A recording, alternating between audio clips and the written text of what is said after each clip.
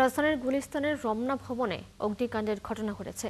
মঙ্গলবার রাত 12:30টায় 6 তলা বিশিষ্ট ভবনটির তৃতীয় তলায় এই আগুনের সূত্রপাত হয়।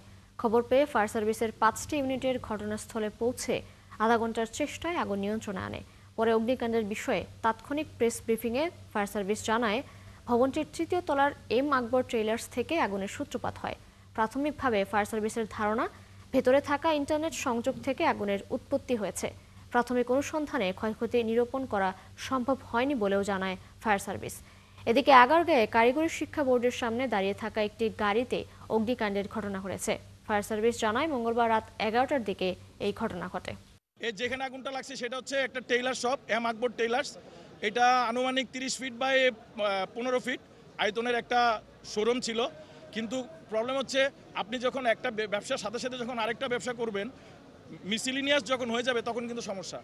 এখানে ব্রডব্যান্ডেরও একটা ব্যবসা করা হতো দোকানটার মধ্যে, আমি যতটুকু খবর পেলাম। আগুনটা অতি অল্প সময়ের মধ্যে আমরা নিয়ন্ত্রণে নিয়ে আসি।